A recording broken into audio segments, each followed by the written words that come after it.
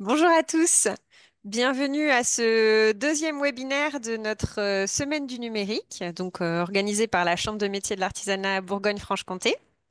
Webinaire qui, à cette heure-ci, est consacré à la création de sites internet avec l'outil WordPress. Aujourd'hui, actuellement, nous sommes deux pour animer ce webinaire. Thierry Léger, mon collègue que vous voyez, et moi-même, Émilie Gaillard, qui sommes conseillers numériques à la Chambre de métiers de l'artisanat à Bourgogne-Franche-Comté.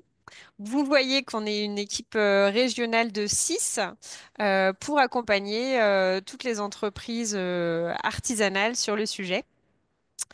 Je ne sais pas si tu veux dire quelques mots, Thierry.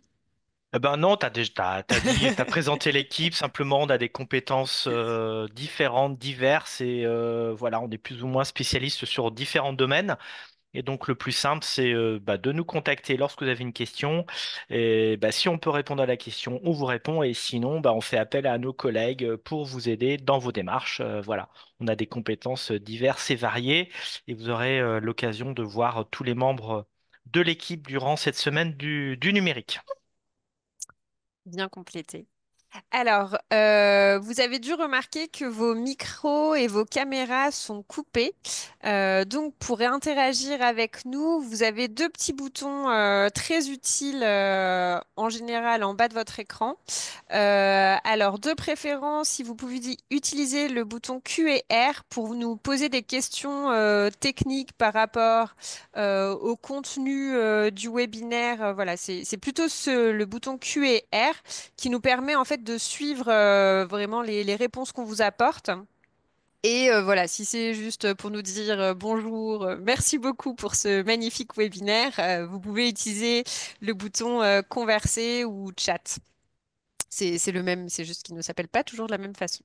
Et l'avantage aussi de QR, c'est que les questions sont enregistrées, et si jamais il y a des questions qu'on ne traite pas dans le webinaire, qui a besoin de vous recontacter, on pourra le refaire après, une fois le webinaire terminé.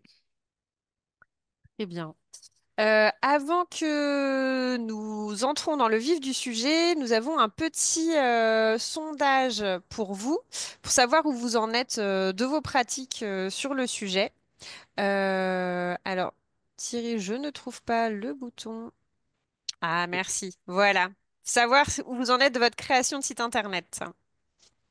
Donc, on vous laisse répondre. C'est plutôt pour adapter le contenu du webinaire, savoir un petit peu à quel public on s'adresse. Donc on a proposé plusieurs possibilités. J'envisage de créer mon site internet. J'ai déjà commencé les démarches et réservé mon nom de domaine. On verra un petit peu ça tout à l'heure. J'ai déjà un site internet réalisé avec WordPress. J'ai déjà un site internet réalisé avec un autre outil que WordPress. Ou j'ai un site internet, mais je ne sais pas avec quel outil.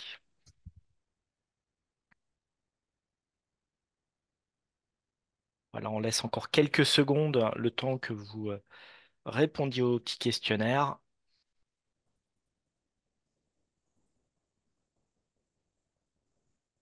Voilà. Et ben, on va mettre fin au questionnaire. Merci pour vos réponses. Vous êtes à 72% dans la phase de création de site internet, hein. Vous êtes vraiment au début de la phase de création de site internet, donc ça va être le sujet d'aujourd'hui. Et on a quelques personnes qui ont déjà un site internet avec ou pas WordPress. Donc, je vous propose de commencer directement, de rentrer dans le vif du sujet sur le site internet. Émilie vous a parlé de WordPress. Et bien, avant de vous parler de WordPress, on va regarder, on va se poser des questions. Quels sont les outils? Quelles sont les solutions? Et comment bien se préparer pour créer son site internet en vue d'être efficace? Alors, la première étape, ça va être le choix des outils. Mais avant de choisir des outils, on va plutôt parler de solutions pour faire son site internet.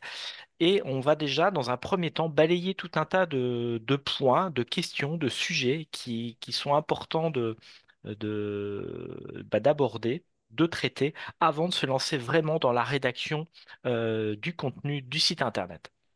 La première question, c'est quel est le besoin? Je veux un site internet, pourquoi faire? Est-ce que c'est un blog? Un blog, en fait, c'est plus un site où on va mettre du texte, des avis, de l'interaction? Est-ce que je veux plutôt un annuaire, un espace dans un annuaire professionnel? Donc, il y a déjà un annuaire et je veux compléter la présentation de mon entreprise. Ou est-ce que je veux un site vitrine? Alors qu'on parle de site vitrine, c'est un site internet où on va présenter son entreprise, à la différence du site de e-commerce qui est la même chose. Une boutique de e-commerce, c'est la même chose que le site vitrine, sauf que là, on va pouvoir proposer de la vente en ligne avec paiement sécurisé. Donc, ce qui va nous intéresser plutôt cet après-midi, bah, ça va être le site vitrine et le site e-commerce.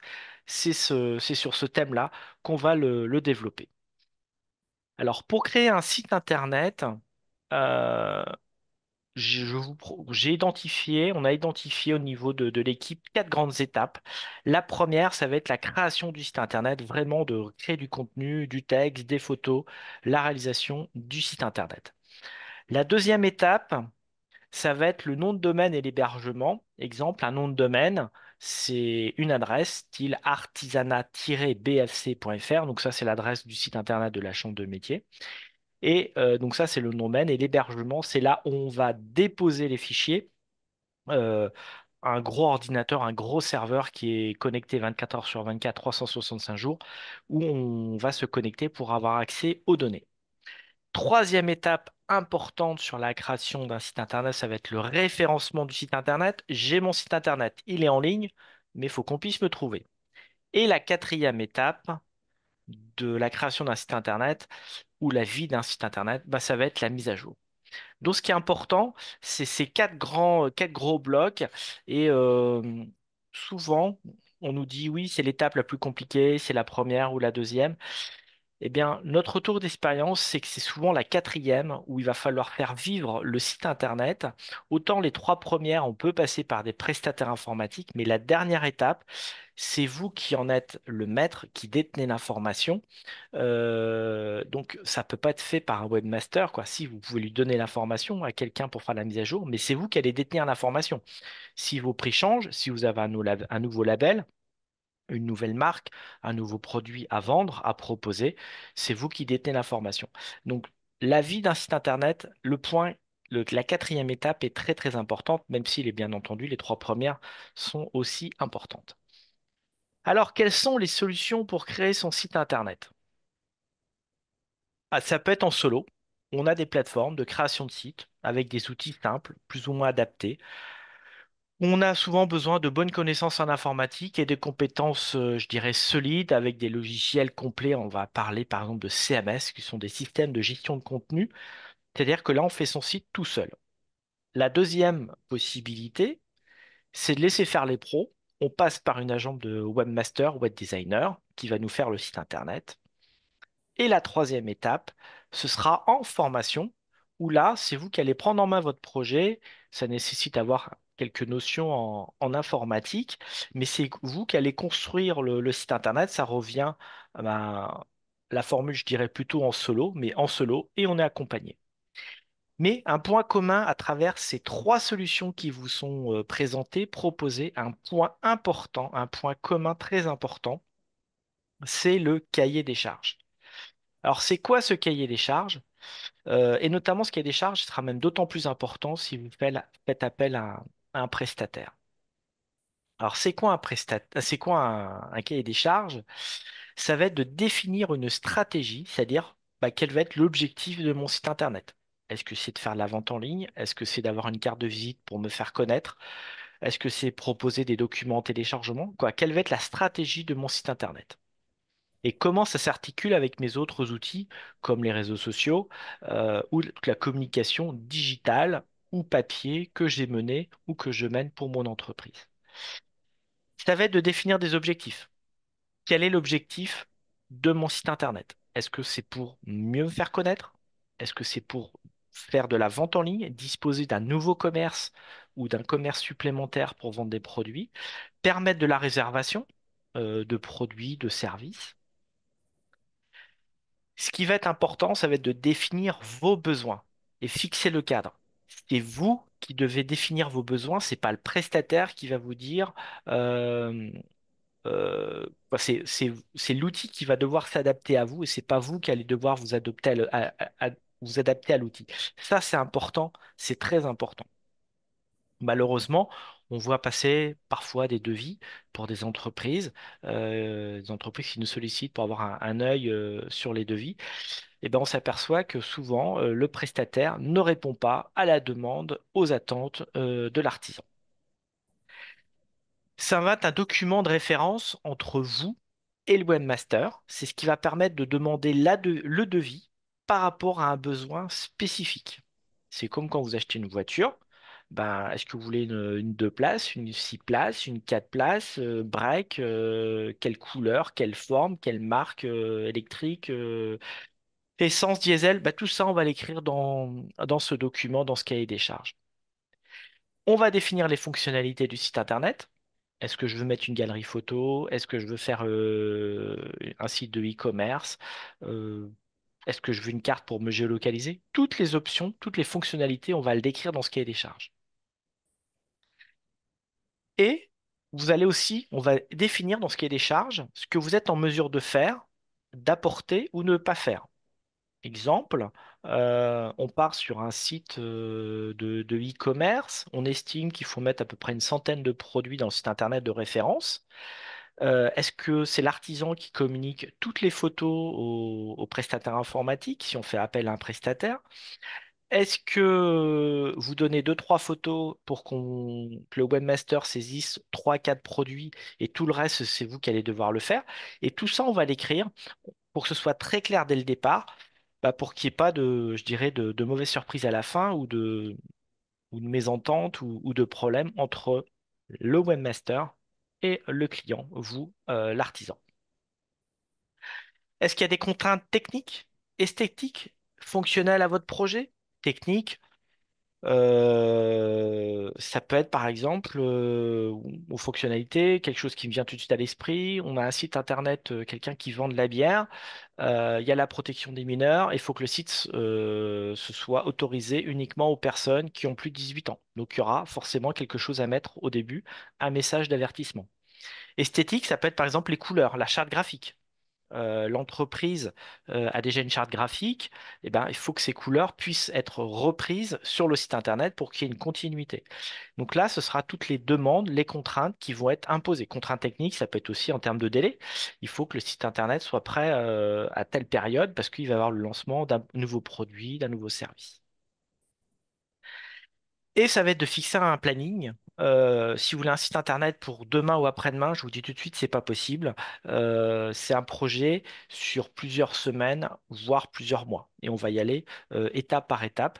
Mais on ne peut pas faire un site internet en je dirais en quelques minutes, parce qu'il y a tout un travail en amont de préparation, de contenu, de texte, de photos, et puis de bien savoir notre cadre de référence.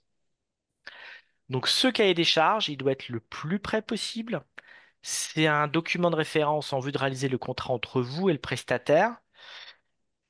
C'est quelque chose qui va permettre de comparer sur la même base plusieurs offres ou plusieurs devis. C'est surtout un gain de temps précieux. Et je dirais, c'est essentiel si vous souhaitez passer par un prestataire. Mais même si vous voulez le faire vous-même, ça va être important parce que ça va être aussi un gain de temps pour plus tard, de bien avoir défini ses besoins, ses attentes, même si c'est vous qui le faites vous-même, c'est bien de se poser et de faire une esquisse, un plan du site internet avec toutes les fonctionnalités et pour partir sur des bases solides et pas devoir tout refaire dans 6 mois, dans un an, parce que il y a une nouvelle fonctionnalité que j'avais pas prévu tout de suite de faire et qu'on va vous dire, ah bah non, faut tout refaire. Exemple, vous voulez faire un site vitrine. Et puis vous me dites, et peut-être que dans 6 mois, dans un an, j'aimerais bien faire de la vente en ligne, mais je suis pas tout à fait prêt aujourd'hui, mais j'envisage de faire de la vente en ligne. Et bien, tout de suite, on va, par exemple, installer un thème, une charte graphique qui permettra de passer au mode e-commerce, e-boutique dès le début, même si on n'active pas tout de suite cette fonctionnalité. Et ça, c'est de l'anticipation et ça peut être un gain de temps énorme, précieux pour vous. Après cette petite introduction, présentation, Émilie, est-ce que tu as des questions? N'hésite pas à m'interpeller ou me poser des questions si tu vois passer des choses sur le chat ou dans l'espace questions-réponses. Bien sûr, Thierry. Alors, juste une petite remarque parce que voilà, une personne l'a fait remarquer. Le webinaire durera environ 1 heure. Je ne l'avais pas précisé en introduction. Ça peut en intéresser certains. Voilà. Mais Une heure et sinon, quart, hein. pas... voilà. Thierry a un peu tendance à apporter beaucoup de contenu. Mais pas de questions techniques. Le choix des outils. Alors, on va faire un petit comparatif entre les avantages et inconvénients. Hop. On a les plateformes d'hébergement en ligne, des choses qui sont des formules clés en main avec des interfaces très simples. Le avantage, c'est une rapidité pour la création du site internet. Pas besoin de connaissances spécifiques. Il y a des templates. Alors, template, thème, un peu, c'est la charte graphique, la présentation du site. On a des versions qui vont du gratuit pour une version basique à des versions qui peuvent être un peu plus chères en fonction des options. Mais attention, on peut être aussi bloqué au niveau des fonctionnalités. Attention, avec ces plateformes, en général, le référencement naturel va être moins efficace. Référencement naturel, pour en parler un principalement, c'est Google. C'est pour apparaître dans les premières pages. Ce sera peut-être un peu plus délicat avec des plateformes clés en main où on n'a pas forcément la main sur tout. Gros point d'alerte, hein, lorsqu'on est sur des plateformes en ligne, on n'est pas propriétaire de notre site internet. Même si c'est gratuit ou payant, le- la plateforme, pour une raison X ou Y, arrête son outil, votre site disparaît. Donc attention à ça, c'est de bien en avoir conscience dès le départ sur des outils, sur des plateformes d'hébergement en ligne. Vous n'êtes pas propriétaire, vous n'avez pas la main à 100% sur votre site. Il y a un petit peu moins de visibilité. Ça peut devenir coûteux, même si c'est gratuit au départ. C'est gratuit de base et puis après on rajoute des petites options. Ah bah tiens, la petite option pour le référencement, la petite option pour faire le commerce de e-boutique. Ah, la petite option pour rajouter une galerie. Alors c'est pas beaucoup, c'est quelques euros par mois, mais quelques fois plus fois 12, ça peut revenir à des choses très coûteuses. On a aussi le risque d'avoir des publicités intrusives qui sont sur notre site, où là, faut payer pour les enlever. Et si on veut changer de fournisseur, parce qu'on était hébergé chez un prestataire, on veut aller chez un autre, et ben là, on ne pourra pas le faire parce qu'on n'en est pas le propriétaire. Pour faire un parallèle avec la maison, c'est comme si on était locataire. L'autre possibilité, c'est de faire appel à un prestataire, utiliser des outils de CMS, de conception en ligne. Alors là, on va avoir des outils, des logiciels qui vont être beaucoup plus complets. Ça permet souvent une personnalisation totale. Vous en êtes le propriétaire, vous êtes libre de faire tout ce qu'on veut ou presque tout ce qu'on veut. C'est quelque chose qui est évolutif. Vous avez la main sur la maintenance, la sécurité et la réalisation de sauvegarde. Ça permet un référencement naturel possible, plus facile, qui va permettre de gagner en visibilité. Parmi les inconvénients ou les points de vigilance, c'est une application, un logiciel qui en général va être plus complexe. Il y a plus de possibilités, plus de réglages, mais nécessite un peu plus de compétences techniques ou d'un accompagnement ou d'avoir été formé. Ça permet de faire du référencement naturel, mais ça nécessite aussi avoir des connaissances sur ce deuxième volet du référencement par rapport à une formation, je dirais, de base qu'on aurait pu avoir sur la création d'un site Internet. Donc aujourd'hui, on va s'atteler qu'à la création du site Internet. Il y a des webinaires qui sont spécifiques. Alors, on n'en a pas programmé pour cette session, mais en général, on fait ça une fois par an. On a des webinaires ou des ateliers numériques spécifiques sur le référencement. Thierry, on a une petite question, une demande de précision sur ton tableau. Une question de Nelly. Est-ce que cela veut dire que l'on doit fermer notre site pour changer? Ah, bonne question. Je peux pas répondre comme ça. Je peux pas répondre comme ça. La première question que je vais poser, c'est avec quel outil le site est déjà fait? Si c'est un outil où vous êtes sur une plateforme d'hébergement et puis que vous souhaitez passer par avec quelque chose de, vous aurez la main, quelque chose de plus complexe, quoi, plus complexe. Pardon, un site internet où il y aura plus de fonctionnalités, vous aurez plus la main, par exemple WordPress. Moi, ce que je vous conseillerais de faire, c'est de maintenir le site sur la plateforme encore un petit moment, de travailler sur la création du site internet et ensuite de faire une bascule ou une migration vers le nouveau site. Si c'est déjà un site internet que vous avez fait avec WordPress et pour lequel vous n'êtes pas satisfait, et ben là, on peut regarder pour modifier, compléter sans besoin de tout refaire. Voilà. Donc là, bah, le plus simple, c'est que vous nous envoyez les coordonnées et puis on reprendra contact avec vous pour cette question-là, pour voir comment on peut vous accompagner pour modifier ou avoir un nouveau site internet. Donc, j'espère avoir répondu à la question. On va voir. Merci Alors, Thierry. On a une autre question. Tu l'as déjà dit, mais ça peut être bien de le rappeler parce qu'on utilise souvent des abréviations. Qu'est-ce que veut dire CMS? un CMS, c'est un terme anglais et je vous le refais pas avec mon super accent anglais, mais en fait, c'est un outil c'est un assistant qui va nous permettre de faire de la conception directement en ligne. On va pas du tout mettre les mains dans le cambouis, avoir du code de programmation. On va simplement saisir du texte, insérer des photos. Je dirais comme quand vous êtes par exemple sur Facebook, on vous demande, on nous dit, on met du texte, on met une photo et c'est un assistant visuel. C'est un assistant qui va nous permettre de créer le site internet. Et en CMS, eh ben, ça me permet d'enchaîner sur la diapo suivante. On en a deux qui nous viennent souvent, qui nous reviennent souvent. On a Wix et WordPress. Donc, c'est deux plateformes qui vont nous permettre de créer le site internet où on est accompagné. Et l'objectif de ce site internet, c'est fini la période, peut-être que certains ont connu, où fallait mettre les mains dans le cambouis et créer du code HTML, PHP ou trucs comme ça. Normalement, avec des sites internet style plateforme Wix ou WordPress, vous n'avez pas à mettre les mains dans le cambouis. Et pour avoir, bah, tu peux me le confirmer, Émilie, hein, on a travaillé sur des sites, des accompagnements d'entreprise et on fait pas, on tape pas de code ou vraiment, c'est dans les cas très extrêmes où on a des besoins très spécifiques. Alors, Wix et WordPress, ce sont deux outils pour créer leur site internet en ligne. L'avantage de Wix, c'est quelque chose qui va être simple, rapide pour créer un site internet pour présenter votre entreprise. Pas besoin de compétences techniques.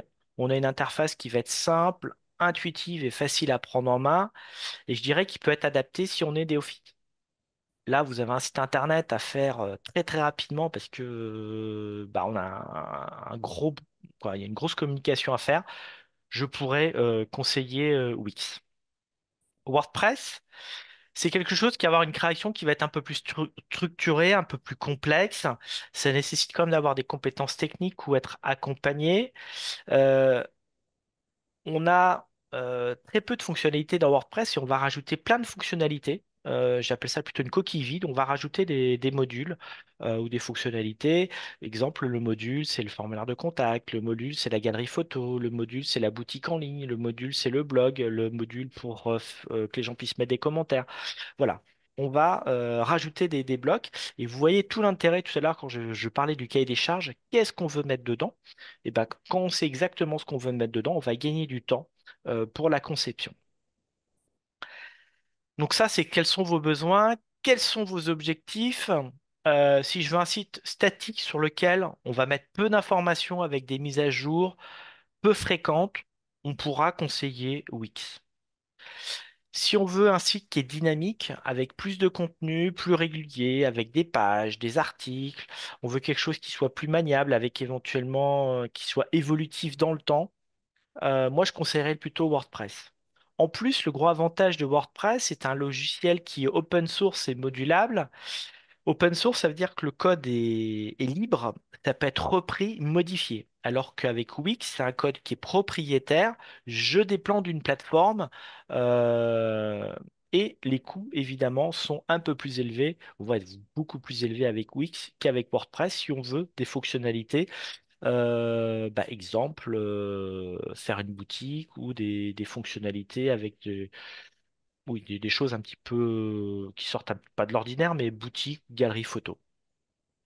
Le gros avantage aussi de WordPress, c'est qu'on a une grande communauté d'utilisateurs, d'échanges, et on retrouve énormément de ressources sur Internet. Avec, quand vous faites des recherches dans votre navigateur préféré, vous mettez WordPress ou WP, et puis après ce que vous cherchez, exemple formulaire de contact WP, et tout de suite ça va vous donner les outils ou des échanges ou des retours d'expérience d'utilisateurs avec WordPress. Il faut savoir que de sites internet, de nombreux sites internet de grandes sociétés sont aujourd'hui faits avec WordPress. Le facteur temps, si on a très peu de compétences et que vous voulez développer votre site très rapidement sans prise de tête avec un outil intuitif, je vous dis allez-y avec Wix. Si vous avez un peu plus le temps, si vous avez du temps pour vous documenter, vous former, pour créer un site internet, pour être adapté à votre image et être sur mesure, je vous conseillerais plutôt WordPress. WordPress, l'intérêt, c'est que faut aussi être curieux pour apprendre, pour avoir la satisfaction. J'ai fait mon site internet, il m'appartient, c'est moi qui ai la main. Et surtout, le gros avantage avec WordPress, c'est un outil qu'on va pouvoir faire évoluer vous-même ou par un prestataire. Émilie, elle a fait son site internet, elle est bloquée sur certains points, hop, elle peut aller voir un prestataire ou quelqu'un d'autre, et on va pas lui dire, bah, écoute, non, là, le plus simple, faut tout refaire. Parce que souvent, quand on part avec des outils propriétaires, bah, on ne souhaite pas remettre le nez dans le site internet parce que c'est trop complexe, on y perdrait trop de temps et on dit plus facilement, allez, on efface tout, on recommence. Et là, quand vous savez le temps qu'on a déjà passé pour faire un site internet et quand on vous dit ça, c'est pas forcément la nouvelle ou ce qu'on voulait entendre. Le gros avantage avec WordPress, c'est que ce sont des outils qui sont évolutifs. Dedans, on a des outils évolutifs et on n'a pas besoin de tout refaire lorsqu'on veut faire évoluer un site internet. Et donc, on a vu le facteur temps et le dernier facteur qui va être le facteur coût, le budget. C'est souvent ça aussi ça qui va nous faire décider. Wix, on a la version de base qui est tout gratuit. Alors, tout gratuit, ça veut dire qu'on va avoir un hébergement gratuit, mais on va avoir de la publicité et on aura une adresse de site internet qui va s'appeler monentreprise.wixsite.com. On va avoir un bandeau promotionnel sur le site, on va être limité en stockage de données ou de photos. Et on peut dire qu'avec la version gratuite, le référencement va être inexistant, voire assez difficile à mettre en œuvre. Si vous me dites, oui, mais moi, je voudrais pas que le site s'appelle monentreprise.wixsite.com, mais plutôt monentreprise.com, et ben là, il faut passer à la version payante et ça va être un coût de l'ordre de 13,20 € hors taxe par mois. C'est un des derniers coûts que j'ai trouvé. La création est gratuite, l'hébergement est compris. On est limité à 500 mégas. Il y a un référencement possible, mais qui est limité sur le site. Et je vais vous présenter WordPress. Le nom de domaine plus l'hébergement, on est sur un coût de l'ordre de 55 euros, allez, entre 50 et 70 euros par an pour créer son site internet, pour l'héberger, d'avoir un nom de domaine monentreprise.com. On a un espace de stockage environ de 100 gigas, ce qui est, tout à l'heure je disais 500, mais 100 gigas, c'est énorme. Ça permet de faire du référencement et surtout, on va aussi pouvoir rajouter gratuitement un module de e-commerce gratuitement sur le site internet pour le même coût à l'année. Alors Thierry, on a une question. Je pense pas que tu vas répondre aussi facilement que ça, mais donc c'est Anita qui nous demande si on peut donner le nom de prestataire pour nous aider sur WordPress. Alors, j'en donnerai pas en visio, Voilà. on n'en donnera pas en visio. Après, ce que je, quand on accompagne une entreprise, je l'ai fait plusieurs fois, c'est on écrit ensemble le cahier des charges. On peut chercher des prestataires locaux ou nationaux. Personnellement, moi, je préfère plutôt faire appel à quelqu'un en local, proche de chez moi, quoi. Je dis proche, dans mon département. Certains font le choix aussi de prendre des prestataires très loin, mais il faut aussi qu'il y ait une relation de confiance qui se crée entre le prestataire et vous. Il faut que la personne croie à votre projet. Et plutôt que de donner des noms, c'est aussi déjà dans un premier temps de contacter le prestataire et de dire, voilà, moi, on peut vous donner des noms hein, après en entretien individuel. On peut vous donner des noms d'entreprise, plusieurs noms. On ne pourra pas donner un nom. Mais plutôt de bien avant d'avoir décrit son projet, de dire je veux un site internet vitrine, je veux qu'il soit réalisé dans les 3 4 mois, je veux telle et telle fonctionnalité déjà pour que le prestataire sente ou pas est-ce qu'il y a un feeling qui va passer avec le chef d'entreprise. Et surtout quand vous allez avoir un prestataire, de lui demander aussi, est-ce que vous avez déjà fait des sites internet pour d'autres organismes? Est-ce que vous pourriez me faire voir de ce que vous avez déjà réalisé? Voilà. Donc ça permet aussi de créer une relation avec le prestataire. Alors, le coût et les fonctionnalités. Tout à l'heure, je l'ai peut-être dit ou pas dit assez fort, WordPress, c'est gratuit. Alors, attention, là, il y a un très, très, très gros piège qui nous tend les bras. Il y a WordPress et WordPress. Il y a WordPress avec le logo bleu et le WordPress avec le logo noir. Si vous tapez WordPress gratuit sur Internet, bien sûr, vous allez trouver l'information. Et vous allez tout de suite retrouver sur le petit logo bleu wordpress.com. Et là, attention, vous avez des droits limités en administration. Vous allez avoir des fonctions payantes et des fonctions limitées. En fait, comme WordPress, et c'est un module qui est assez, au début, qui peut être déroutant à installer, et ben, il y a la société WordPress.com qui s'est créée et qui permet de faire de l'hébergement et de vous proposer toute l'interface euh, pour un coût, pour un certain coût. Alors que toutes les ressources sont gratuites sur WordPress.org, et là, vous êtes en administration, vous avez les droits sur toute l'administration du site, c'est entièrement gratuit, et vous avez toutes les fonctions qui sont illimitées. Donc moi, je vous invite tout de suite à passer par wordpress.org et je reviendrai tout à l'heure. Ne vous inquiétez pas, en passant par des hébergeurs, ils vont tout nous installer à partir du fameux wordpress.org, le logo noir. Mais surtout, ne cliquez pas au début sur wordpress.com et de créer des comptes. Vous allez pouvoir commencer à créer votre site, hein, tout va très bien se passer.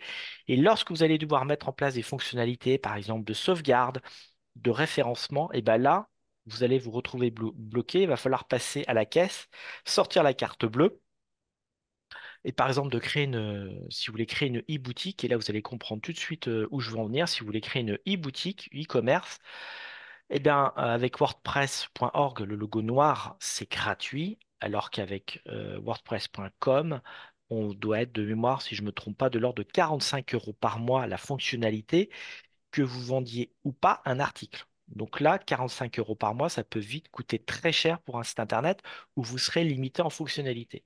Donc l'idéal, c'est que vous ayez un outil, que vous ayez les pleins pouvoirs et toutes les possibilités pour bien gérer votre site. Donc, pour créer son site internet, il nous faut un nom de domaine. Un nom de domaine, c'est quoi? Ben, ça va être l'identité numérique. C'est l'adresse que vous allez communiquer. C'est l'adresse où on va pouvoir vous trouver, vos prospects, vos clients, vos partenaires. Et donc, une fois qu'on aura réservé cette adresse, elle nous appartient. On est les seuls à pouvoir l'utiliser. Mais attention, elle est unique au monde. Tout à l'heure, on avait l'adresse artisanat-bfc.fr. Eh ben, vous ne pourrez pas la réserver parce que ben, elle est déjà prise par quelqu'un, c'est par la chambre de métier. Donc la première chose, ce sera aussi de vérifier euh, que cette adresse est disponible. Et aussi, chose importante, ce n'est pas un achat, c'est quelque chose qu'on va devoir renouveler régulièrement par tranche d'un an, 2 ans, 3 ans, voire 10 ans. Donc j'assimile plutôt ça à de la location. C'est pas parce qu'on le prend une fois qu'il sera à nous à vita aeternam. Alors, l'adresse de mon site, artisanat-bfc.fr, on va décrypter un peu cette adresse. On a le protocole, donc le HTTP. Et vous avez le petit S à la fin qui veut dire sécurité, le certificat de sécurité. Donc tous les sites internet aujourd'hui doivent être en HTTPS et ça se configure très facilement avec les hébergeurs. Et ce qui nous concerne, nous, ça va être le nom de domaine, donc artisanat-bfc avec l'extension. Et les extensions, il y a .fr, il y a .com, il y a OVH, il y a .io, il y en a une multitude. Euh, je conseille aux artisans, aux entreprises de prendre le .fr ou le .com, je dirais même mieux les deux. Comme ça évite qu'il y ait une autre personne qui puisse prendre l'autre nom de domaine ou qui puisse avoir le même nom que vous. Sur cette adresse de nom de domaine, on n'a pas le droit d'utiliser les deux points, on n'a pas le droit d'utiliser des espaces, on peut utiliser des tirets pour séparer des groupes de mots. Alors, mettre deux mots, voire trois, mais pas plus. On peut mettre des chiffres comme d'indication locale, exemple 71 pour la Saône-et-Loire, 89 pour Lyon. Après, ça va dépendre du côté local ou si vous voulez de la proximité ou pas avec le site internet et votre entreprise. Ce que je conseille très fortement, c'est que le nom du nom de domaine et le nom de la société soient la même ou proche, qu'il y ait que ça se ressemble très fortement pour qu'il y ait une continuité. L'idéal, lorsqu'on crée son entreprise, c'est tout de suite de réserver le nom de domaine pour être sûr que le nom de domaine et le nom de l'entreprise soient identiques et pour éviter que plus tard, quelqu'un prenne mon nom. Alors, trouver le bon nom de domaine, quelques conseils pour choisir son nom de domaine. Donc, il faut que ce soit cohérent avec votre nom commercial. Il faut que ce soit quelque chose qui soit concis, clair et lisible. Est-ce qu'on met des tirets ou pas de tirets? Ça, ce sera à vous de voir comment on l'écrit. Il y a aussi la consonance lorsqu'on le dira à l'oral, et puis visuellement, comment est-ce qu'on le voit à l'écran ou sur un morceau de papier. Il faut que ce soit créatif et facilement mémorisable. Il faut que ce soit facile à lire, à prononcer et aussi à saisir. Il faut qu'on ait le réflexe, mot-clé pour le site internet. Donc le SEO, c'est le référencement naturel. Si possible, que notre nom de domaine, on retrouve un mot-clé ou des mots-clés qui vont faciliter aussi le référencement du site internet. Pas de caractères spéciaux et on peut éviter les nombres. Quoi, ça va dépendre de son secteur d'activité, de son domaine, de ce qu'on, voilà. Et le coût d'un nom de domaine, ça va dépendre de l'extension choisie et des options proposées, parce qu'en général, les hébergeurs, les prestataires, les hébergeurs proposent d'autres choses avec le nom de domaine. Mais en général, pour des petites entreprises, pour des artisans, le nom de domaine en .fr, faut compter à peu près 7-8 € hors taxe. Et le .com, on est plutôt de mémoire à 10 ou 12 € aujourd'hui hors taxe.com pour le hors taxe, quoi, 12 € hors taxe pour les .com et 7-8 € pour les .fr. Comment vérifier sa disponibilité? Eh bien, on va sur un hébergeur. Alors là, je peux vous en donner. On peut citer OVH, Amen, Oyonos, Odoswitch. Donc là, on tape le nom, on met artisanat-bfc.fr et là, il va nous dire, eh ben, il y a une croix verte, il est disponible, je peux l'acheter. Ou alors, il n'est pas disponible. Bah, soit on en trouve un autre, on attend qu'il devienne disponible, ou alors on demande son transfert, on peut le racheter à une personne qui le détient déjà, ça arrive déjà. Et pareil, si vous voulez savoir à qui appartient artisanat-bsc.fr, on peut aller sur des sites internet qui s'appellent et who is, qui es-tu? Et ça va nous donner où est-ce que le site est hébergé et qui en est le propriétaire derrière. Pareil, lorsqu'on va choisir son nom de domaine, ne pas hésiter à reprendre, lorsqu'on a trouvé que son nom était disponible, ne pas hésiter aussi à taper dans Google et puis en tapant ces mots-là, qu'est-ce qui ressort? Est-ce qu'on va avoir des concurrents qui vont ressortir, qui ont exactement à peu près le même nom? Ou des sujets qui pourraient pas forcément être donner une bonne image de l'entreprise. Donc attention, c'est ce qu'on appelle l'e-réputation, d'aller sur Internet, de taper le nom et de regarder ce qui sort. Thierry, on a quelques questions sur le nom de domaine. Oui, Est-ce qu'on est obligé de mettre EI pour une micro-entreprise? Dans le nom, absolument pas. Et si le nom de domaine est déjà pris pour notre site actuel, est-ce qu'on peut le réutiliser en changeant d'outil? Petite précision, je suis actuellement sur Webador. Donc ça, c'est David qui nous dit ça. Alors, je connais pas l'outil Webador. Euh, alors, sur le nom de domaine, est-ce que c'est vous qui payez le nom de domaine régulièrement? Quand je dis régulièrement, tous les ans, tous les 2, 3 ans.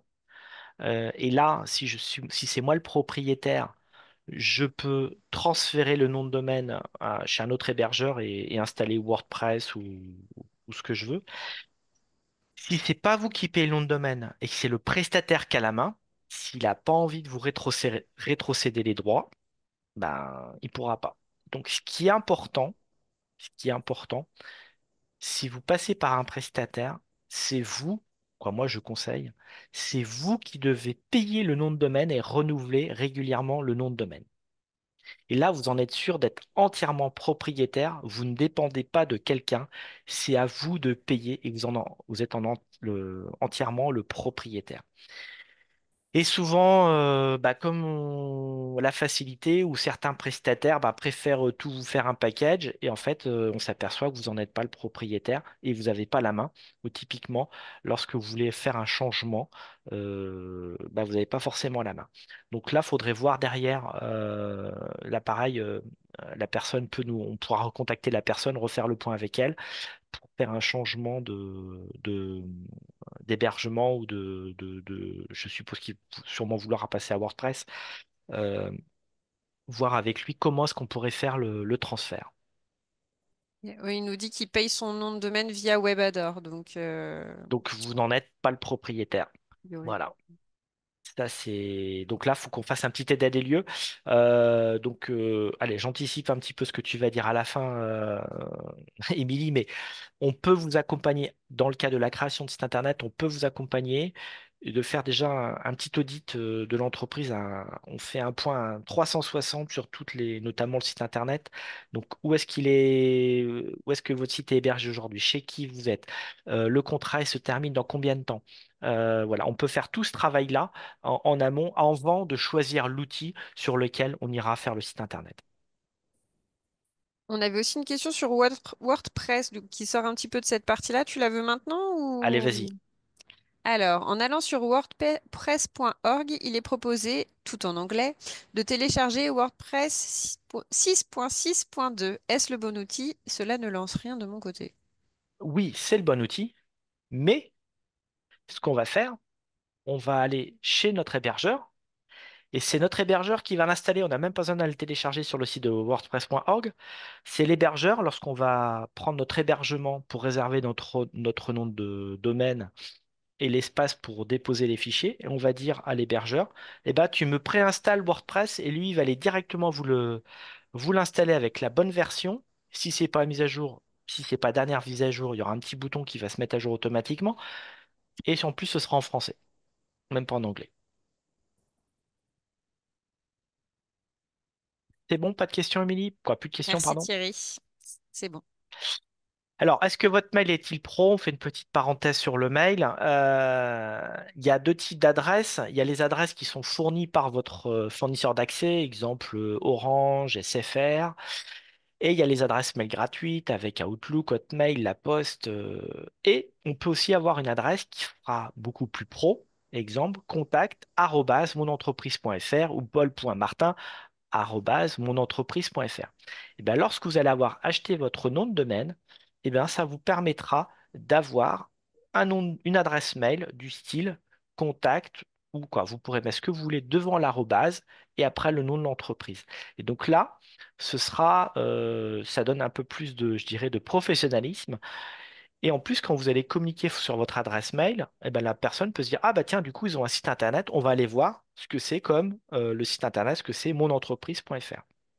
Et donc le nombre d'adresses mail va dépendre de la formule proposée avec l'hébergeur. En général, c'est entre 1 et 5 adresses mail possibles pour les versions de base. Ce qui suffit, à mon sens, au début, largement pour des entreprises artisanales. Alors, pourquoi avoir une adresse mail liée à mon nom de domaine? Bah déjà, ça permet de donner de la crédibilité, de la visibilité, de la flexibilité, parce que bah, on peut créer des mails devant l'arrobase, on peut mettre, je dirais, ce qu'on veut. Ça peut être comptabilité, facturation, maintenance, dépannage, ou les noms des personnes, ou les prénoms, ou le nom et prénom des personnes qui interviennent dans l'entreprise. Vous avez entièrement la main et une pérennité. Vous ne dépendez pas de quelqu'un, d'un prestataire ou d'un hébergeur. Euh, c'est quelque chose qui est simple et sécurisé. Donc tout ça, ça peut se créer rapidement, je dirais assez facilement, en quelques minutes, lorsqu'on a réservé le nom de domaine. C'était une petite parenthèse sur la création du site internet. Donc j'ai réservé mon nom de domaine. Maintenant, je vais passer à l'hébergement. Donc là, il va falloir déposer nos fichiers sur un serveur. Alors, c'est quoi un hébergeur? C'est un ordinateur, un gros ordinateur qui va être connecté 24 heures sur 24 pour accéder à notre site internet. On a des sociétés spécialisées, les plus connues. On a OVH, Gandhi, Oyonos, LWS, O2Switch. Et puis, j'en oublie encore sûrement d'autres. Euh, Nous, au niveau quoi, moi, personnellement, je travaille beaucoup avec OVH, qui est une entreprise française. Lorsque vous allez prendre votre hébergeur, euh, on a des prix différents. Alors, regardez pas le prix de l'année 1, mais regardez le prix de l'année 2. Parce que souvent, certains prestataires cassent les prix la première année, et la deuxième année, ça coûte beaucoup plus cher. Donc moi, pour comparer les offres, je compare souvent l'année 2 plutôt que le prix d'appel sur la première année. Et en général, on va être autour de 55 euros par an pour un site vitrine, et ça va suffire largement pour un site vitrine. Et il faut compter à peu près moins de 100 euros pour un site de e-commerce qui va être un peu plus fluide et plus sécurisé. Et donc, il y a de nombreux hébergeurs qui vont proposer un package qui vont comprendre l'hébergement, le nom de domaine et l'email. Et on se fait accompagner et ils vont nous installer automatiquement tout. Tout va se configurer, je dirais, assez facilement. Vous n'avez pas besoin d'aller télécharger wordpress.org pour l'installer. Vous avez un petit bouton et vous l'installe. Allez, montre en main, c'est entre 30 minutes et 45 minutes. Je vous donne quelques prix pour réserver son nom de domaine. Au VH, on est à partir de 55 euros par an, avec un hébergement perso, trafic illimité, un domaine offert la première année. Wix, on est à peu près à 66 euros par an. O2 Wish, 72 euros par an. Et par exemple, OVH, si on veut des fonctionnalités un peu plus poussées, on- ça va monter autour de 86 euros par an. Mais pour vous dire à peu près les montants, c'est pas des montants astronomiques. Et là, on est sur des montants par an. Avant de Mm. passer dans la rédaction du site internet, est-ce que tu as des questions? C'est ce que j'allais dire. Alors, plusieurs questions sur ce sujet-là, justement. OVH, c'est le site ovhcloud.com. Oui, vous... Oui, Alors, hop, attendez. on va vérifier.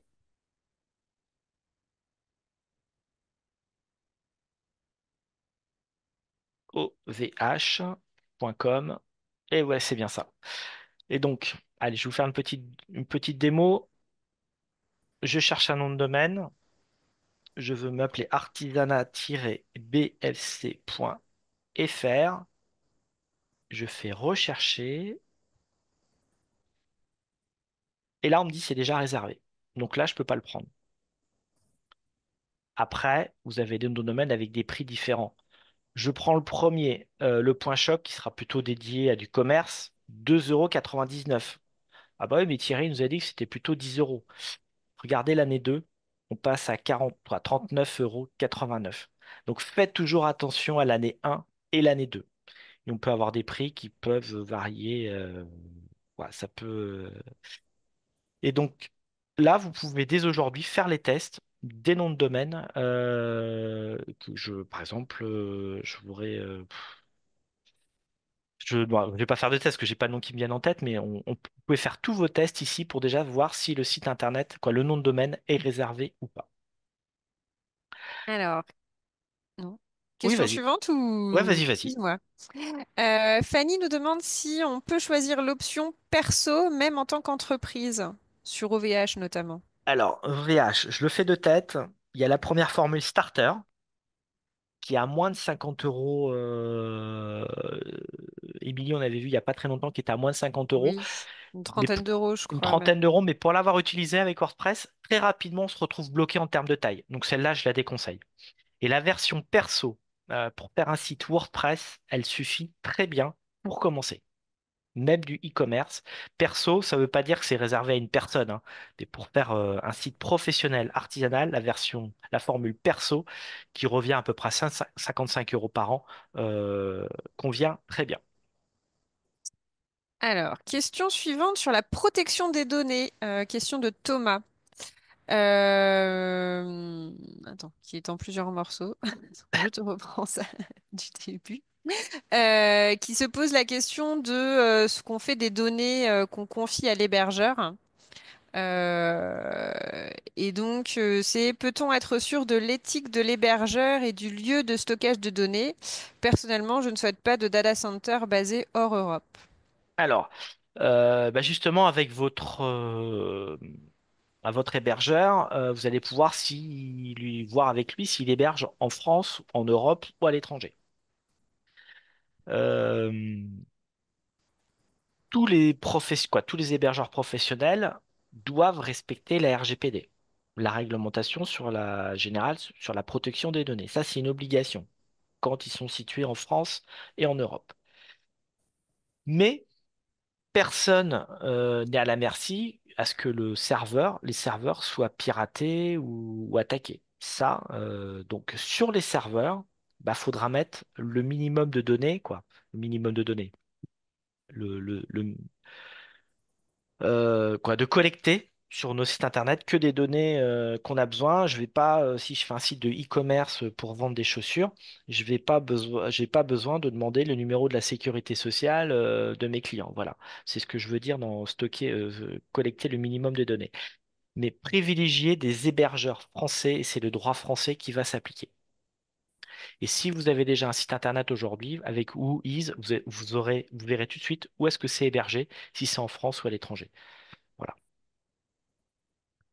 Alors, j'ai David qui dit, j'ai un peu de mal à comprendre. On doit payer OVH pour utiliser WordPress? On va payer au VH pour, il nous réserve le nom de domaine et pour nous mettre à disposition l'ordinateur, le serveur où je vais pouvoir déposer mes fichiers. Et c'est là que je vais déposer mes fichiers WordPress. Donc, si vous n'avez pas d'hébergeur, vous ne pourrez pas disposer d'un site internet. Donc, on ne paye pas. euh, oui, indirectement, oui, on paye au VH pour utiliser WordPress, mais ou alors vous créez un ordinateur chez vous qui est connecté 24 heures sur 24, sécurisé, ce qui est, on va dire, impossible techniquement. Mais il faut dans tous les cas qu'on ait un ordinateur qui soit allumé, connecté à Internet, et c'est ça qu'on va payer. Et dessus, on peut mettre WordPress, on peut mettre n'importe quel autre outil de développement de site Internet. Merci Thierry. Retour sur la question de la sécurité. Est-ce que les hébergeurs dont on parle sont français? Donc Alors on a dit OVH, OVH, oui, oui. O2Wish, oui, Wix, je crois, mais je suis pas sûr à 100%. Je veux pas m'engager. Je j'ai pas vérifié. Je pourrais pas répondre de manière à moins que quelqu'un ou si j'ai un de mes collègues qui est connecté puisse me répondre. Je fais appel à un ami. Euh, euh, On va voir on pour va regarder, répondre on va regarder et par la suite. on vous répondra. Ah, Wix Californie, mais Wix France. Je ne comprends pas.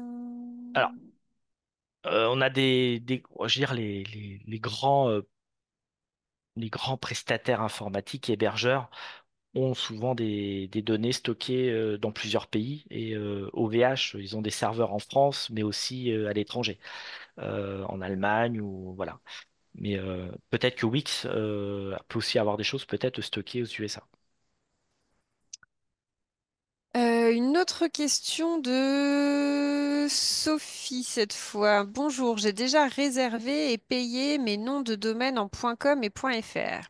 Je peux donc par la suite lier sur OVH le site de WordPress. Tout à fait.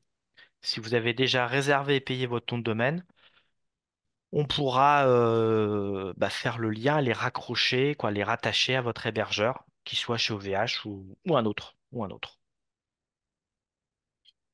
Une question de Thierry un peu dans le même genre. J'ai déjà acheté mon nom de domaine chez OVH.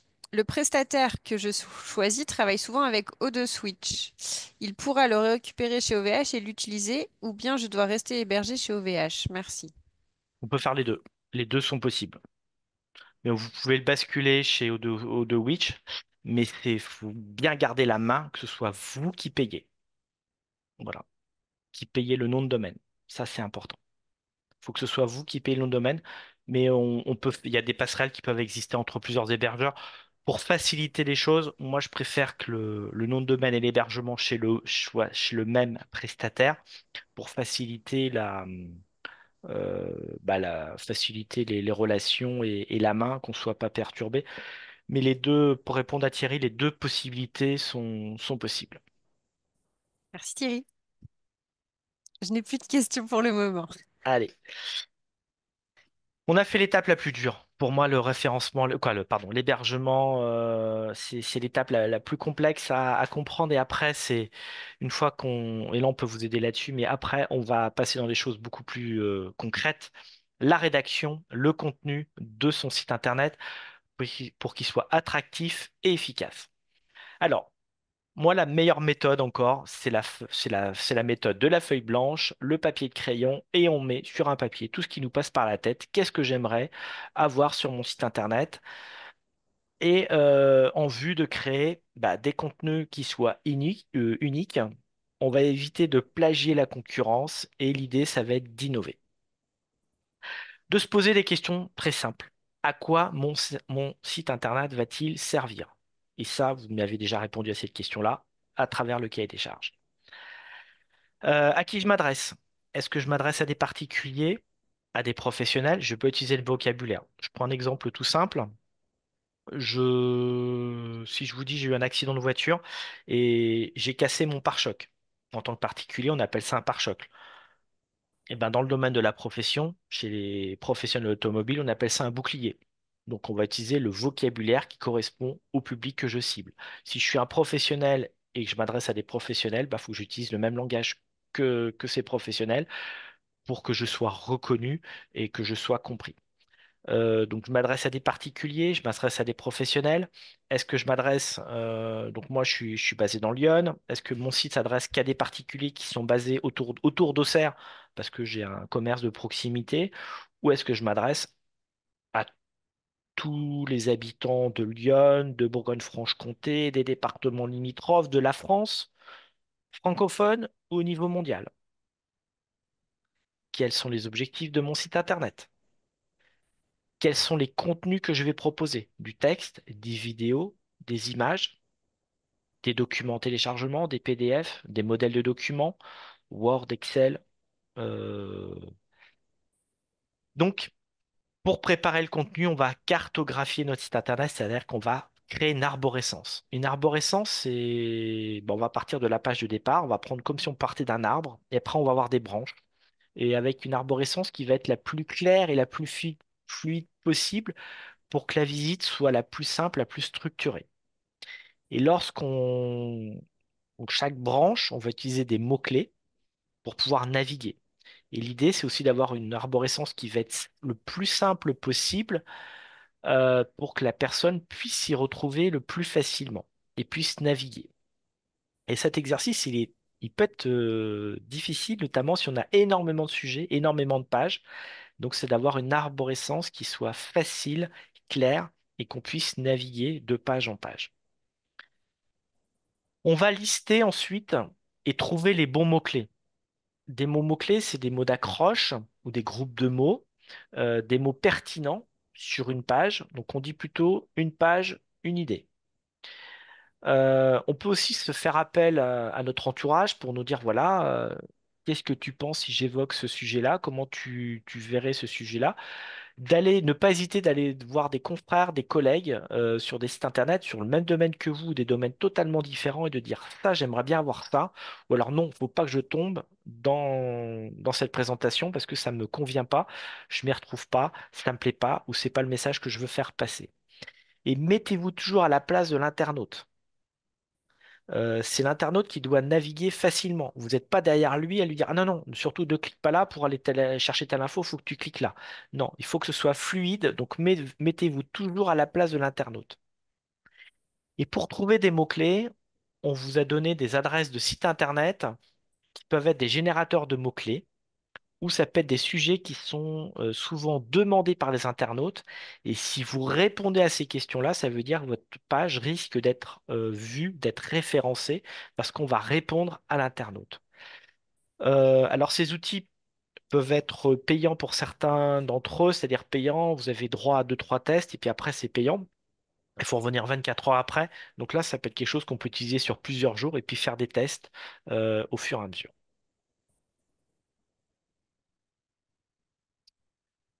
Soignez le contenu de chaque page. Optimiser le référencement, c'est-à-dire penser mots-clés. Il faut que ce soit intéressant pour vos visiteurs, il faut les capter, il faut que ce soit alors, il faut qu'on apporte de la matière, mais il faut que ceci soit facile à lire. Il ne faut pas qu'on ait des tonnes et des tonnes de pages, ou alors si on a énormément de texte à mettre, il va falloir les illustrer ou utiliser des changements de couleur, des mots en gras, pour permettre des lectures en diagonale pour captiver au maximum les internautes. Il faut qu'il y ait du contenu. Alors, on dit arbitrairement 300 mots, mais on ne peut pas respecter à la lettre cette page, cette formule. Sur la page d'accueil, c'est la page où on met le moins de mots. Et puis quand en extrême, on est sur les mentions légales ou les conditions générales de vente, on est largement à plus de 300 mots, parce que là, c'est plutôt du texte pour répondre à des choses réglementaires. On va essayer de travailler d'écrire notre site internet avec des phrases courtes et bien construites, avec du contenu actualisé. Et l'idée, ça va être de l'agrémenter avec des visuels attractifs. Ça veut dire qu'il va falloir mettre des photos. Donc les photos vont servir à faire passer des messages. Attention à la qualité des photos. Attention au droit à l'image et au droit d'auteur. Donc lorsque vous prenez des personnes en photo, des visages, demandez toujours l'autorisation écrite. Même si la personne vous dit oui, oui, une signature, ça permettra de vous protéger. Si vous utilisez des catalogues de fournisseurs, demandez leur l'autorisation si j'ai le droit de reprendre les données ou le catalogue fournisseur. Euh, alors, les droits à l'image et droit d'auteur, petite subtilité entre les deux. Le droit d'auteur, c'est celui qui a appuyé sur le bouton pour prendre la photo, et le droit à l'image, c'est celui qui est sur la photo. Donc, c'est deux choses différentes. Soignez les photos, les images et les fonds lorsque vous faites vos prises de vue. Euh, des fois, on n'a pas le choix, donc ça nécessite parfois de refaire des modifications, de la retouche d'image. Euh, et là, ça permet de faire le lien avec un webinaire qui aura lieu cette semaine, animé par Lionel, sur Dali, qui permet de faire de la création de visuels avec l'intelligence artificielle. Mais on a des outils comme Canva, par exemple, hein, des outils en ligne comme Canva qui peuvent nous permettre de créer des visuels pour son site Internet. Canva permet de créer aussi des visuels pour ses réseaux sociaux, pour tout un tas de supports. Et ça peut être aussi des outils pour de la retouche d'image avec des applications ou logiciels gratuits et un petit outil qui peut être très efficace, c'est remove.bg. Vous lui donnez la photo sur Internet et il va vous supprimer le fond, vous mettre un fond transparent. Et puis derrière, on peut remettre une autre couleur ou faire des enchaînements de visuels. Logiciel de retouche d'image en ligne, Photo PEA, pour ceux qui connaissent Photoshop, c'est Photoshop gratuit de manière légale en ligne sur Internet. Sinon, on a des logiciels à installer sur son site internet, sur son ordinateur comme Photofiltre, GIMP ou d'autres outils. Et Le dernier point, il faut que ce soit des contenus qui soient fortement recommandés et obligatoires, des contenus sur le site internet qui sont pour moi indispensables à avoir, c'est un formulaire de contact et tout ce qui est lié à la réglementation, c'est tout ce qui est RGPD, la gestion des cookies, vous savez, le petit mot en bas, politique de confidentialité. Et aussi pour ceux qui font de la vente en ligne, les CGV, les fameux CGV, conditions générales de vente. Donc les conditions générales de vente sont obligatoires lorsque c'est de la vente en ligne sur Internet. Si vous ne faites pas de vente en ligne, c'est pas obligatoire. Et les CGV sont aussi obligatoires, que vous ayez un site Internet ou pas de site Internet, si vous faites de la vente à une autre entreprise, ce qu'on appelle le B2B, entre entreprises, les CGV sont obligatoires. Donc sur un site Internet, vous devez disposer des mentions légales, de la gestion des cookies, politique de confidentialité. Et je dirais, ça, c'est pas dans le domaine réglementaire, mais pour moi, fortement recommandé, c'est le fameux formulaire de contact, car j'estime qu'un site internet pour un artisan, l'objectif, c'est de rentrer en contact avec l'artisan pour permettre d'échanger des informations. Émilie, une petite question? Oui, tout à fait. Alors, la première, c'est une remarque de Cécile. Pour information, il est aussi obligatoire d'avoir un médiateur Oui, c'est pour tout ce qui est gestion, par rapport aux relation ventes. clientèle. Voilà, par rapport aux ventes. Là, c'est d'une manière générale, hein, c'est pas forcément spécifique à la création de site internet. Et une question qui revient un petit peu sur la partie précédente. Peut-on commencer son site sur wordpress.org et ensuite seulement, si on est satisfait, le déposer chez un hébergeur? Non, non, parce qu'avec WordPress.org, il propose pas l'hébergement. Il propose pas l'hébergement WordPress.org. C'est le .com qui propose l'hébergement payant, quand gratuit et payant. Donc, avec WordPress.org, vous ne pourrez pas l'héberger, vous ne pourrez pas le tester. Mais j'ai une petite astuce à vous donner. On peut installer sur un ordinateur un petit outil qui s'appelle Local pour WordPress, qui va permettre d'installer, de configurer ou faire des tests sur son site WordPress, sur son ordinateur. Donc ce sera visible de personne, ça va rester que sur votre ordinateur. Et ça permet de créer le site internet et ensuite de le basculer chez un hébergeur. Ça, c'est possible. Mais WordPress.org ne pourront pas héberger votre site internet. Merci Thierry. Pas d'autres questions pour le moment. Alors rappelez-vous, en intro, je vous ai dit créer le site internet, le nom de domaine, l'hébergement. Le troisième point, c'était le référencement, donc gagner en visibilité, être trouvé. Et ben, ça va être un point important sur le référencement de son site internet. Il y a deux types de référencement. Le SEA, les fameux Google AdWords, qui est un référencement payant, et le référencement naturel, le SEO. Et bien entendu, moi, ce que je vous invite à faire en priorité, c'est de commencer par le référencement naturel. Et si le référencement naturel ne suffit pas, de partir sur du référencement payant.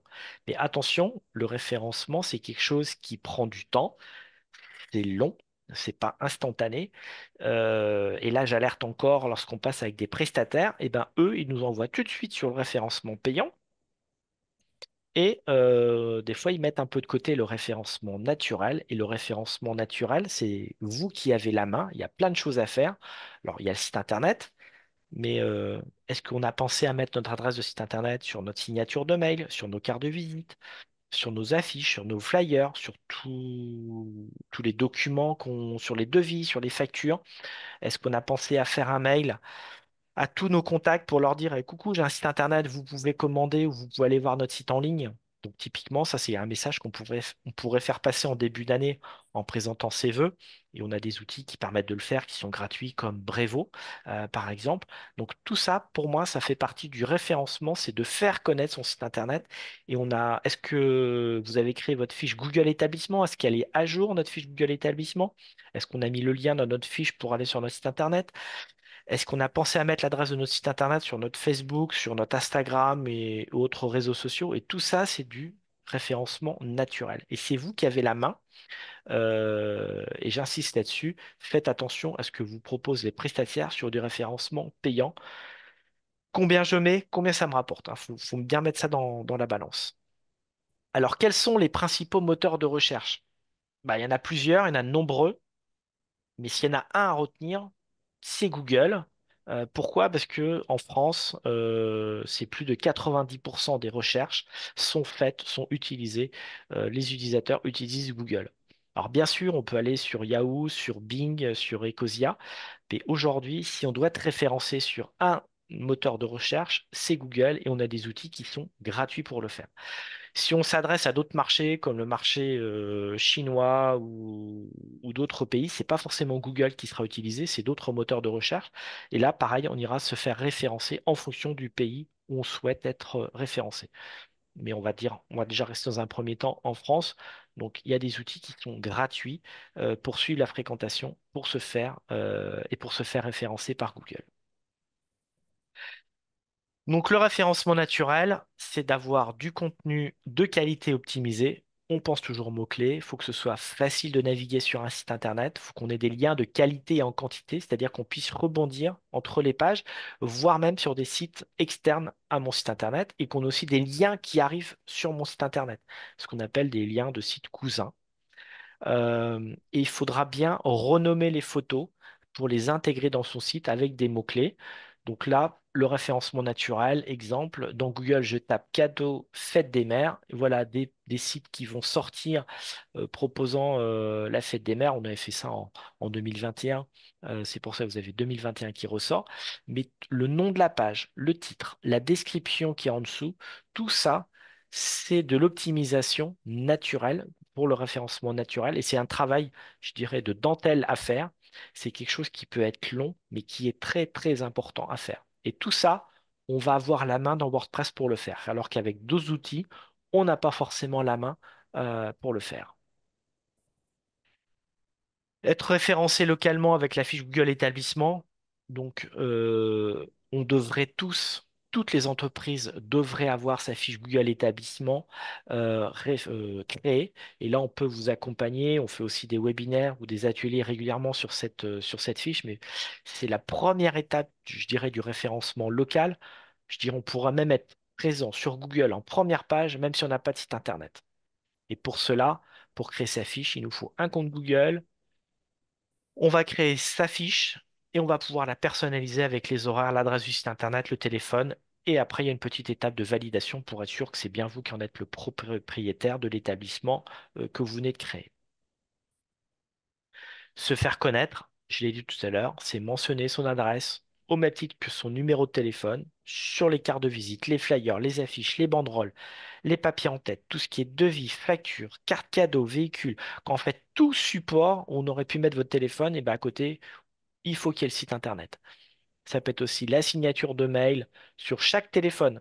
Vous avez sans doute reçu des mails de personnes où on a le petit message en dessous, c'est envoyé avec l'iPhone, je ne sais pas quelle version. Et ben ça, c'est la signature de mail. Et ben ça se modifie. Et à la place, mettez plutôt le nom de votre entreprise et l'adresse de votre site internet. Est-ce que sur les réseaux sociaux, vous avez configuré votre compte avec, notamment dans Facebook, sur Facebook, c'est sur à propos, où on a l'adresse de son site internet. Pareil, si on a créé une chaîne YouTube, est-ce qu'on a mis l'adresse vers son site internet? Et je crois que pendant cette semaine du numérique, il y aura quelque chose sur la chaîne YouTube, Émilie, si je me trompe pas. Bonne question. Mais si Oui, je crois, oui. c'est jeudi ou vendredi, je le dis de mémoire. Voilà. Et le référencement payant, et dès que vous voyez sur des sites internet annonces ou commerciales, bah là c'est du référencement qui est payant, c'est-à-dire que ben, les images ou ce qu'on voit ici, on voit annonce, bah, c'est-à-dire que pour l'instant les sociétés e-stock ou Petit Cube, ils n'ont pas payé, mais ils sont prêts à payer. Ils vont payer, pardon, quand je vais cliquer sur le lien, quand je vais aller sur le site internet, et là, c'est sous forme d'enchère. Et ce référencement payant, je vous dis, je l'ai mis en quatrième position. Il faut le faire uniquement lorsque vous aurez fait les trois premières étapes. Et si ça ne suffit pas, on pense au référencement payant et ne pas se lancer directement sur le référencement payant avant d'avoir fait les trois premières. Alors, on a Voilà, bah plusieurs oui, question. questions. Alors, une question de Tania. Bon, elle l'a posée il y a quelques minutes, donc tu as commencé à répondre à la question, mais si tu peux peut-être résumer. En termes de référencement, quels sont les éléments qui font que l'entreprise remonte en tête de liste d'entreprises référencées? Donc, tu l'as déjà dit, mais peut-être si on peut faire Eh une ben, mini-liste, pas détaillée du coup, en alors, résumé.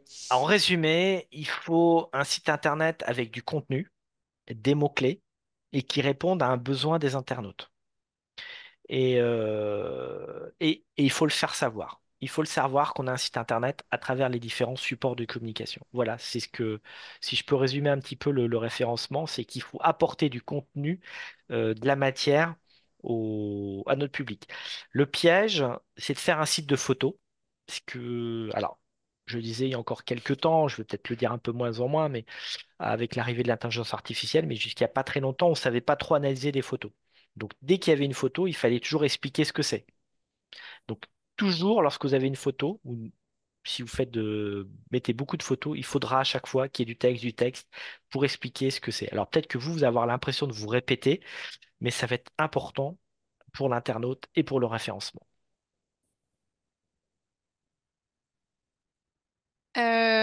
D'autres questions, plutôt sur ce dont tu parlais un peu avant. Une question de Christophe. Est-ce qu'envoyer un catalogue de produits proposés à un particulier via son mail, c'est de la vente en ligne? Non, non. Ce On qui vous compte, man- c'est le paiement en ligne, c'est en le paiement. Voilà. fait. Quand on parle de e-commerce, ça veut dire que je vais être sur Internet, je vais payer euh, par carte bleue, on va dire oui, par carte bleue, éventuellement par chèque, mais virement, mais je vais payer et dans l'esprit, à aucun moment, je vais rentrer en contact avec le vendeur par téléphone ou par mail. C'est quelque chose, je vais citer un site comme Amazon, voilà, si j'ai une référence à donner, ce serait Amazon. Mais envoyer un catalogue par mail, c'est pas considéré comme de la vente en ligne. Et une autre question de Tania. Bonjour, pour tout ce qui est conditions générales de vente, politique de confidentialité, etc., qui est-ce qui les rédige? Où pouvons-nous les trouver? Ah, très bonne question. Ah, très bonne question de Tania. Euh, Bah, si c'est vous qui faites le site internet, c'est à vous de le faire. Voilà. Mais si vous passez par un prestataire, et ben là, typiquement, dans le cahier des charges, on va écrire qui est-ce qui rédige la politique de confidentialité, qui rédige les mentions légales. Et souvent, bah, c'est un point faible que je vois quand on passe par des certains prestataires, bah, c'est fait ni l'un, quoi. C'est pas fait en totalité. Donc, et les CGV, alors là, c'est très clair. Les CGV, c'est à vous de les écrire, hein. Ça peut pas être le prestataire informatique. C'est vous qui devez écrire les CGV, les conditions générales de vente. En fait, les CGV, c'est ce qu'on va lire ben, il y a un problème avec le client, comment se passent les retours. Donc là, c'est pas le prestataire informatique qui va le décider à votre place si le retour est gratuit, s'il est payant, le délai de rétractation. Comment ça se passe en cas de casse, bon bref. Nous, à la Chambre de métier, on a des exemples de mentions légales qu'on peut communiquer, mais c'est vraiment des exemples à adapter à chaque cas d'entreprise. Et pour ce qui est des politiques de confidentialité, alors pas de panique, si vous utilisez WordPress, ben, il y a un module qui est préinstallé ou c'est déjà pré-rempli. Comment va se gérer la gestion des cookies, et des données sur le site internet? C'est déjà pré-rempli, il y a juste le petit bouton à activer. Donc la politique de confidentialité, c'est déjà tout prêt avec WordPress. Les mentions légales, ce sera à vous de les écrire. Mais on peut éventuellement vous mettre à disposition des exemples.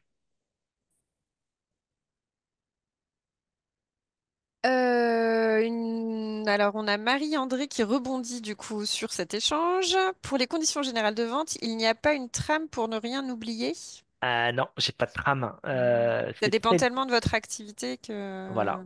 Vous imaginez une pâtisserie, vous imaginez quelqu'un qui vend des chaussures, bah, les conditions de rétractation sont pas du tout les mêmes, ou un photographe qui vend des photos.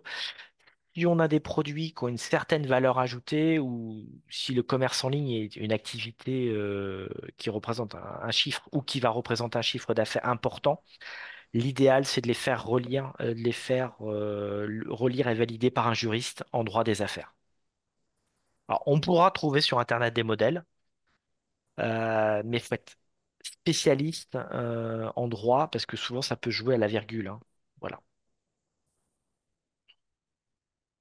Alors, j'ai une autre question de Fanny qui est en train de créer son site en même temps qu'elle nous suit, j'ai l'impression. Je suis pas sûre qu'on pourra répondre en direct. Ce sera peut-être un accompagnement individuel. Je pose quand même la question au cas où ça puisse aider. Tu me diras, Thierry. Donc, Fanny nous dit, je viens de payer nom de domaine plus référencement sur OVH. Comment est-on ensuite envoyé sur WordPress? J'ai reçu une validation de commande par mail, mais rien d'autre. Alors, là, vous avez été très vite. Oui, Je vois que voilà. c'est une mise en œuvre très très rapide. Alors, à la création du compte OVH, il y avait une petite option à cocher. Je veux que OVH m'installe WordPress automatiquement. Alors, soit vous l'avez coché, ça va se mettre, ça va être activé dans, allez, il faut compter un quart d'heure, 20 minutes de plus. Si vous l'avez pas activé, pas de panique à bord. Après, une fois que le compte OVH est bien validé, hein, ça faut compter à peu près une demi-heure, hein, trois quarts d'heure.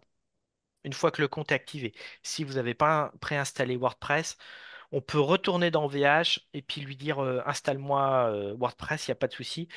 Mais le plus simple, c'est que Fanny nous envoie un Oui, je petit mail pense. et puis on la recontacte.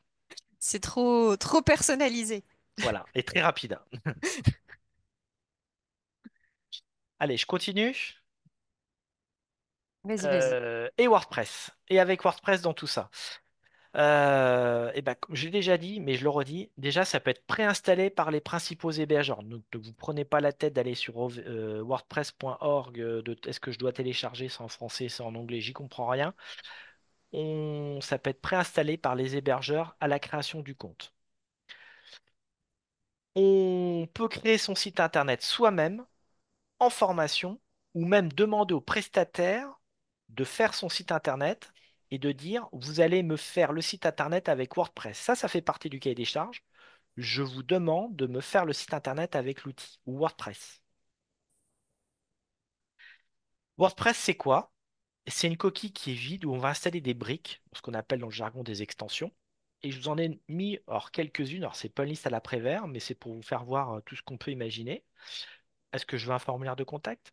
Est-ce que je veux une carte ou un plan d'accès pour aller jusqu'à ma boutique, à mon magasin? Où là, j'ai travaillé il n'y a pas très longtemps avec un boucher. On a mis sur une carte du territoire les différents lieux des tournées ou des points où l'entreprise vendait ses produits. Est-ce que je veux faire une galerie photo? Est-ce que je veux faire une boutique pour vendre mes produits? Est-ce que je veux proposer des documents en téléchargement avec ou sans mot de passe? Est-ce que je veux créer une newsletter? Est-ce que je veux créer une page de maintenance? Et là, je rebondis sur Fanny, je crois, qui nous a posé la question il y a juste avant, là, qui est en train de créer son compte. Et ben, dès que le site va être créé avec WordPress, on risque d'avoir une page avec un colibri ou un bâtiment gris. Ça, c'est la page par défaut de WordPress.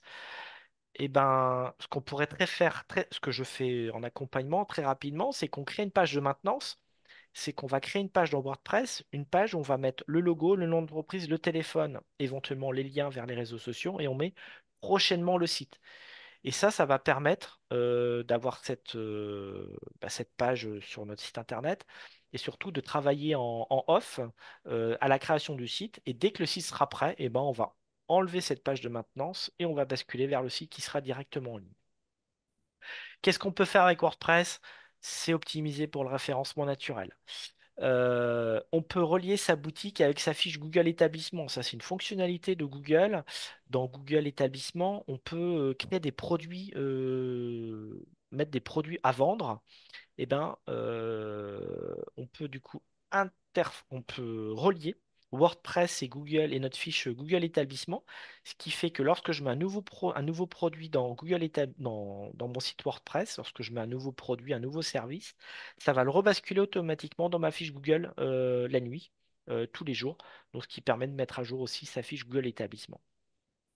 WordPress permet de mettre à jour permet de mettre à jour, permet d'installer des outils pour suivre la fréquentation, le comportement des utilisateurs.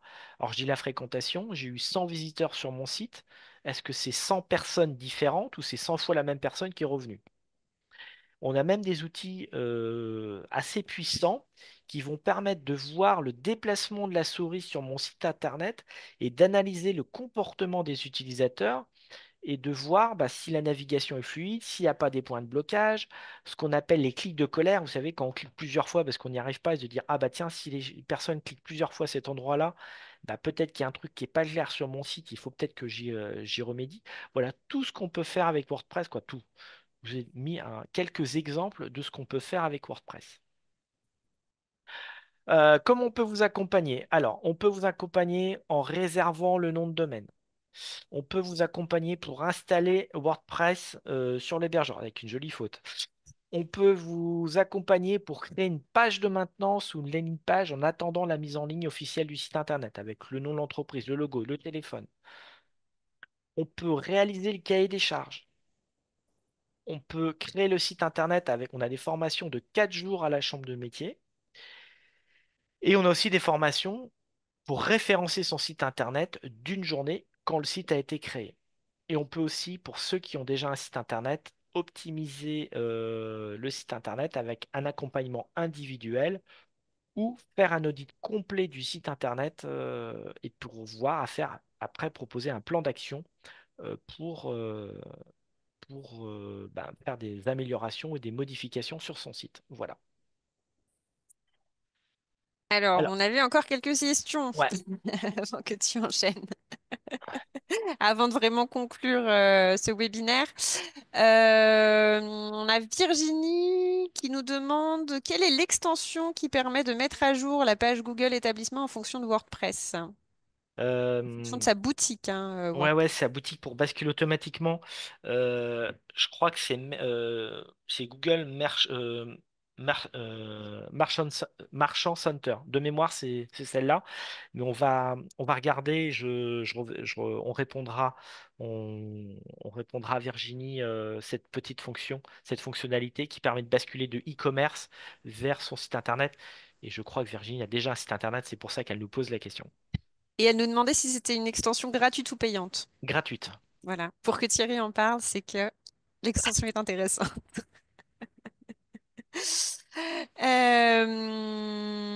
Une question de Marie-André. Je crois que vous en avez déjà parlé, mais on peut ajouter les briques un peu plus tard et pas au moment de la création. Tout à fait. Tout à fait, hein, tout est évolutif, sauf, au départ, si vous me dites, je souhaite faire un site de e-commerce, mais dans quelques mois, pas tout de suite, je vous conseille dès le départ de rajouter les thèmes, de choisir un thème qui soit compatible avec le e-commerce. Et dans WordPress, il nous dit si c'est compatible ou pas. Mais après, on peut tout ajouter, enlever ou même tout refaire. On peut repartir de zéro. On peut tout faire avec WordPress. Voilà. C'est du Lego. Voilà. Et donc cette fois, plus sur le sujet qu'on était en train de traiter sur la conclusion, quel financement doit-on prévoir pour vos formations? Alors, pareil, je vais pas pouvoir y répondre directement. Ça va dépendre de cas un peu personnels. Mais pour faire simple, si vous êtes inscrit à la chambre de métier, si vous êtes artisan et chef d'entreprise, on a le pack Booster son entreprise. Et si je me trompe pas, il est à 150 euros et ça nous permet 50 heures de formation et le- la création de site internet rentre dedans ainsi que le référencement. Et vous avez droit en fait avec le pack à 150 euros à 7 jours de formation sur un an. Ensuite, si vous n'êtes pas artisan, quoi, si vous n'êtes pas chef d'entreprise, que vous êtes salarié, là, nos collègues du service formation peuvent voir avec vous les modalités avec l'organisme, les OPCO, voir les modalités de prise en charge. Et il y a la possibilité aussi de prendre du CPF pour la création d'un site internet WordPress plus e-commerce. Nos formations sont éligibles au CPF.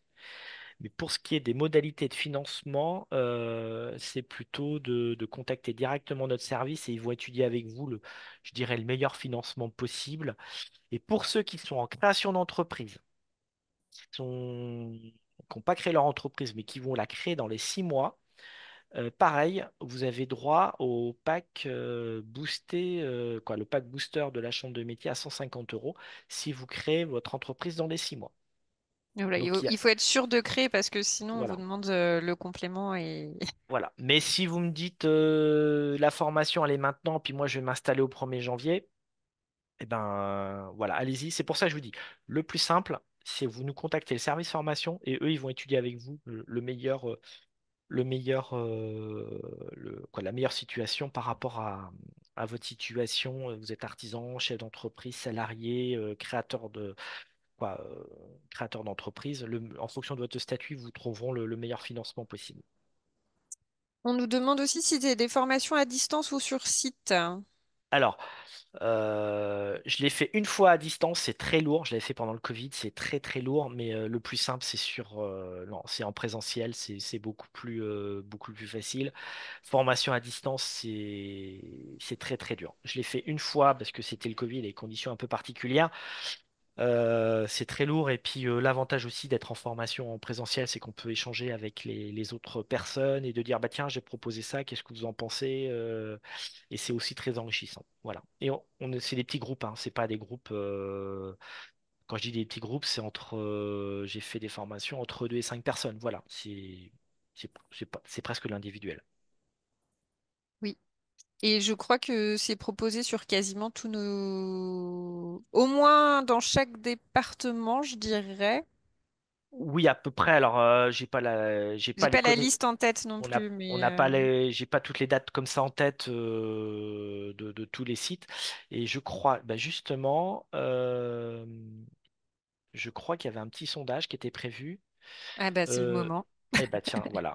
On avait prévu de vous poser une petite question. Est-ce que je suis intéressé par une formation de création de site internet? Est-ce que je souhaite recontacter au sujet de la création de site internet? Ou je souhaite pas être contacté, voilà. Et puis, de donner aussi votre département, ça facilitera, comme ça nous, on peut orienter directement vers les personnes, vers les référents, pour que vous soyez mis en relation le plus rapidement possible. Voilà. Du coup, pour compléter notre réponse, il y a des sessions prévues sur cette fin d'année déjà à Vesoul, Chalon-sur-Saône et Dole. Sachant que sur les autres Et départements, Auxerre, il y a et Et Auxerre, Auxerre? Bah, elle n'est pas notée. Auxerre Ou au elle mois est de novembre, complète? voilà. Peut-être qu'il est complet. Auxerre, c'est à partir du 14 novembre. C'est Ah, moi elle qui est l'anime, c'est peut-être pour ça que je connais la déjà... date. Voilà. Peut-être qu'elle est complète, c'est pour ça. Voilà. Mais donc voilà, et pour les autres départements, ça viendra d'ici le début d'année, a priori. Et aussi, même s'il n'y a pas de date, Oui. s'il y a 4 ou 5 personnes, par exemple, qui sont intéressées, on peut mettre au catalogue, on peut ouvrir un stage. S'il y a 4 5 personnes qui nous disent, je suis intéressé pour faire un stage à tel endroit, et bah ça, on peut aussi proposer une solution, même si c'est pas prévu dans notre catalogue ou dans notre planning, en fonction évidemment des disponibilités de la charge de travail. Mais voilà, tout est possible. Donc c'est pour ça l'intérêt de bien nous faire remonter vos besoins pour qu'on puisse vous apporter la réponse la plus adaptée à votre situation. Hop. Alors, Sophie nous demande si on peut faire la formation sur un autre département. Oui, bien sûr, on essaye de, voilà, que ce soit dans tous les départements pour être au plus proche de vous, mais vous pouvez vous déplacer, bien entendu. À Auxerre, je peux prendre une entreprise de quelqu'un qui est de Belfort, mais ça fait beaucoup de route. Alors, c'est 4 jours et c'est pas 4 jours de suite, hein, c'est pendant un mois. C'est une journée par semaine pendant un mois. Si on a sur 4 jours, on peut pas faire 4 jours d'affilée déjà, ça fait beaucoup, beaucoup. Et puis entre les sessions, il y a de la recherche, de la recherche, du travail. Exemple, bah tiens, j'ai peut-être des photos à préparer, du texte, comment est-ce que je pourrais écrire mes conditions générales de vente. Voilà, ça nécessite du travail. Et puis vous avez aussi une activité à côté, donc on ne peut pas non plus se permettre de s'absenter 4 jours d'affilée. Mais oui, il y a pas de problème pour participer à un stage quand vous n'êtes pas dans votre département, dans un département limitrophe. Ou, voilà, il n'y a pas de souci, il n'y a pas de problème. Donc, comment s'inscrire à cette formation? Alors, si vous avez fait remonter votre besoin, on reprendra contact avec vous. Après, de façon générale, pour s'inscrire à une de nos formations, vous pouvez aller sur notre site et demander à être recontacté. Alors, je ne peux pas partager des liens à tout le monde, Thierry, mais si tu veux mettre le lien juste de notre site internet, malheureusement, c'est pas moi qui ai le pouvoir pendant ce webinaire. Je ne peux pas communiquer comme ça. Vous allez sur artisanat-bsc.fr. Voilà. Et rappelez-moi, vous avez un bouton ici, rappelez-moi, et là vous définissez votre demande, votre besoin pour nous recontacter. Mais si vous avez répondu au sondage, on le On fera peut-être vous pas contactera. tout de suite, mais on va transmettre à nos collègues vos besoins, vos demandes. Voilà. Sinon, Fanny nous confirme qu'il fallait juste patienter quelques minutes pour VH et que tout est en train de s'enclencher, donc tout se passe bien et elle réussit à installer WordPress. C'est parfait. C'est en direct, en live. Et on avait quand même une question technique de Thierry avant de conclure. Si un prestataire crée mon site, garde-t-il tous les éléments chez lui? Y a-t-il une sauvegarde à faire? Pourrais-je récupérer les infos en cas de besoin? Merci. Ah, une bonne question.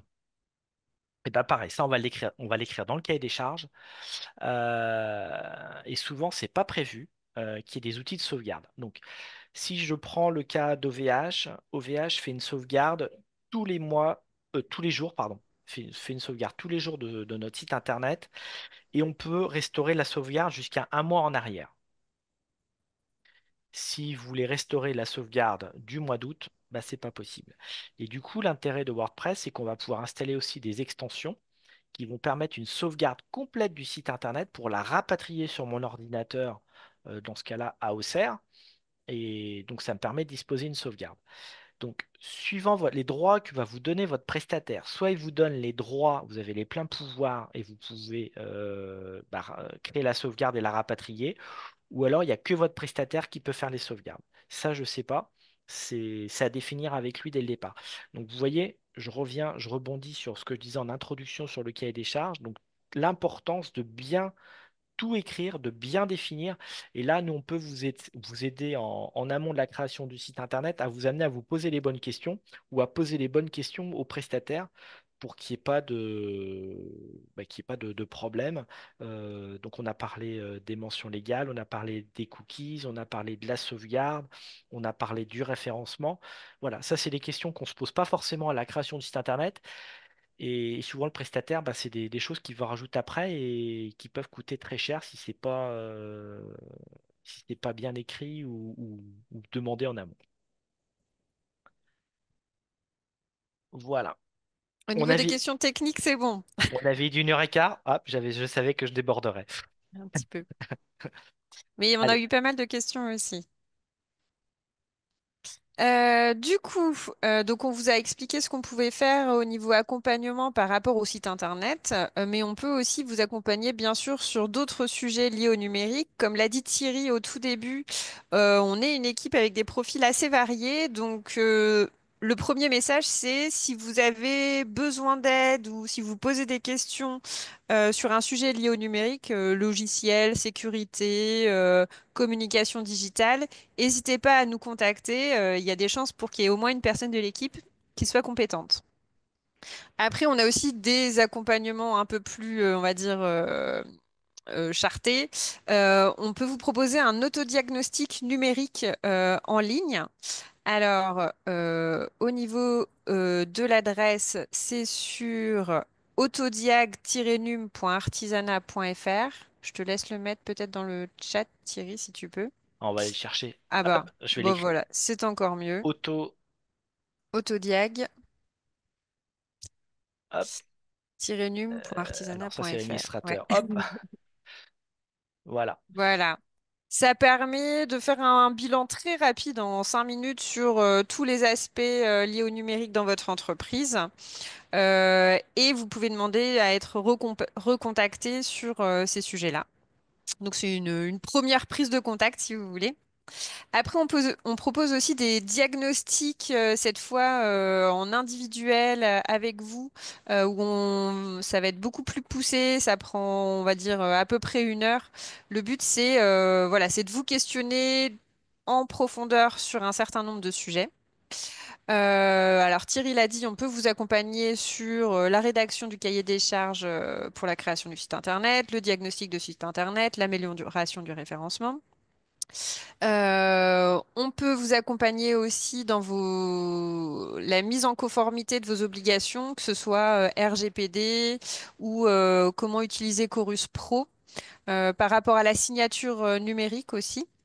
Et puis voilà, des accompagnements sur mesure, comme je l'ai dit au début, sur la prise en main de certains réseaux sociaux ou l'amélioration de de vos interactions sur les réseaux sociaux, les logiciels de gestion, ça peut être l'envoi de newsletters, enfin voilà, c'est assez complet. On vous rappelle nos coordonnées en fonction des différents départements. Donc vous voyez, il y a des collègues qui travaillent plus que d'autres, j'allais le dire. Après, quoi qu'il en soit, si vous n'avez pas le temps de noter ou si vous savez pas trop vers qui vous tournez, vous inquiétez pas, vous nous contactez nous et il n'y a pas de souci, on saura rediriger. Euh, Alors, un petit changement par rapport aussi au précédent webinaire où on passe de plus en plus sur des prestations payantes. Alors, tout n'est pas payant, mais quelques prestations deviennent payantes à la chambre de métier. On l'a, quoi, Émilie l'a pas marqué, l'a pas noté, mais ça va être en fonction de votre demande et on vous répondra. Donc, ne soyez pas surpris si maintenant il y a des prestations payantes. Ça, c'est des nouvelles politiques qui sont mises en œuvre pour permettre de continuer à pouvoir financer nos actions et vous accompagner à travers les actions sur le numérique. et on vous donne rendez-vous pour ceux qui sont disponibles dès demain 9 heures. Le prochain webinaire de notre semaine du numérique, c'est à propos des logiciels libres et gratuits. Et après, vous avez tout le programme de la semaine du numérique voilà, sur le lien qui s'affiche. Et il y a bien une séance sur YouTube jeudi matin, je le confirme. Voilà, il y a aussi des séances sur les réseaux sociaux, beaucoup sur l'intelligence artificielle, sur la domotique. Voilà, c'est très varié. La cyberhygiène, voilà. Et les logiciels de gestion, j'avais oublié. Voilà. Oui, On jeudi vous aussi. attend nombreux. Voilà. Merci pour votre participation, merci pour vos échanges, c'était très enrichissant. Et il y a eu que très très riche. J'ai pris plaisir à participer à ce webinaire. Et n'hésitez pas à nous contacter, à nous faire part de vos demandes. Et pour tous ceux qui nous ont répondu au sondage, on vous recontactera ou vous mettra en relation avec les personnes pour vous aider dans la création de sites Internet. Merci à tous. Bonne soirée, au revoir. Au revoir.